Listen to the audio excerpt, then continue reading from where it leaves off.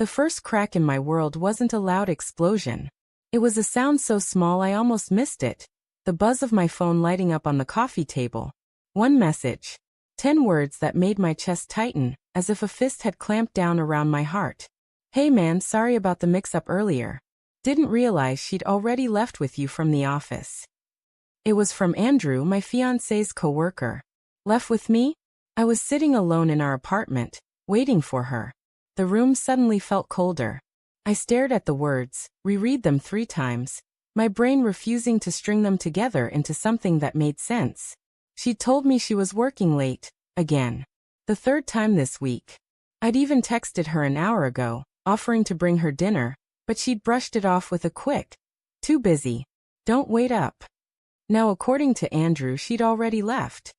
Left with who? I could almost hear the hum of the refrigerator growing louder, filling the silence.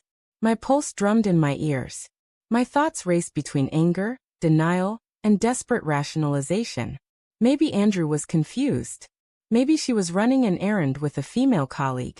Maybe this was just a stupid misunderstanding. But deep down, a darker thought had already taken root. I grabbed my keys, the message still glowing on my screen like a wound I couldn't stop touching. The city streets at night were a blur of neon and shadow as I drove toward her office. My grip on the steering wheel was white-knuckled, sweat making it slippery. Every red light felt like it was mocking me, daring me to accept the truth I wasn't ready to face. When I pulled into the office parking lot, it was mostly empty, just a few scattered cars under flickering lamps. Her car wasn't there. I sat for a moment, the engine humming beneath me, a storm swirling inside my chest. I could turn back, pretend I hadn't seen the text, pretend my life was still intact. But something inside me whispered, "Find out. You need to know." I started driving again, but slower this time, scanning the bars and restaurants near downtown. She and her coworkers often grabbed drinks after work, she'd told me. A harmless ritual I'd never thought twice about. And then, like a cruel joke, I saw it, her car. Parked outside a dimly lit pub I knew neither of us had ever been to together. My throat tightened. I parked a block away and walked, every step heavy, deliberate. Through the pub's windows, golden light spilled out onto the sidewalk.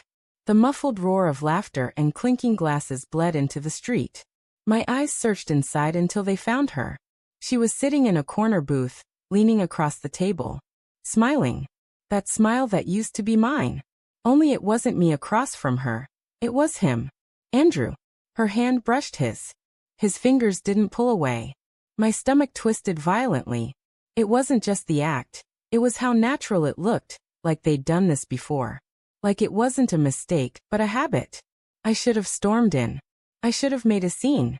That's what the movies teach you. That betrayal deserves fireworks, shouting, slammed fists.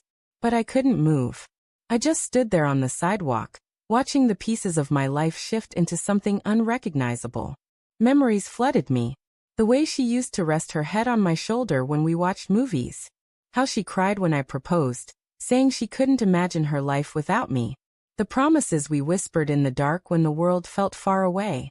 Were those moments lies too? I finally pulled my phone from my pocket, hands trembling, and took a photo through the glass. Proof. Proof that I wasn't crazy. That the woman I loved wasn't who I thought she was. I didn't confront her that night. Instead, I left. I drove until the city lights disappeared in the rearview mirror, and the road became nothing but a ribbon stretching through the dark. My chest ached, my thoughts tangled. By the time I got home, it was past midnight. She wasn't there yet. When she finally stumbled in around 1:30 a.m., she smelled faintly of wine. Her cheeks were flushed, her hair a little messy. She smiled when she saw me, as if nothing in the world was wrong. "Hey, you're still up," she said, setting her purse down. "Sorry, it was such a long night. Work's been crazy." Her words were daggers wrapped in silk. I forced my voice steady. "Who were you with?" She blinked, pausing for just a fraction of a second. Long enough for me to see the lie forming. "Just the team." We grabbed a quick drink after finishing up. The photo on my phone burned in my pocket. I stared at her, at the woman I thought I knew, and felt something inside me fracture. The next morning, I slid the photo across the kitchen table while she sipped her coffee. Her hands froze. The color drained from her face. For a moment, silence hung between us like a blade. Then she whispered, "It's not what you think." A hollow laugh escaped me. "Then tell me what it is. Make me believe there's some version of this where I don't look like a fool." Tears welled in her eyes.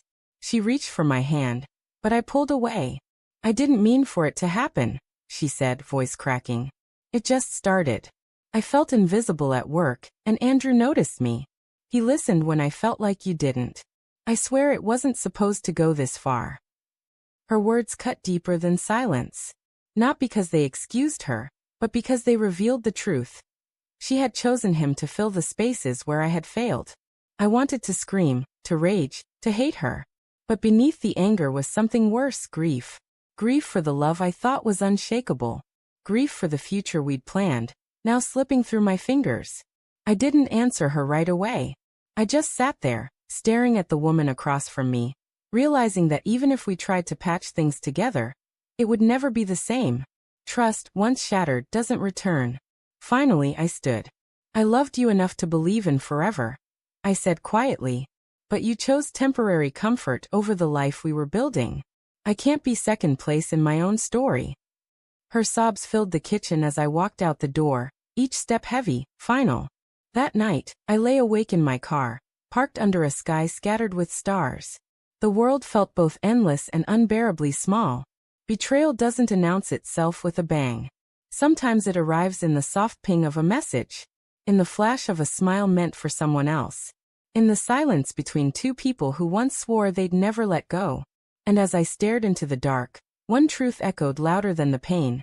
Love may be fragile, but self-respect cannot be sacrificed. I had lost her, yes, but I hadn't lost myself.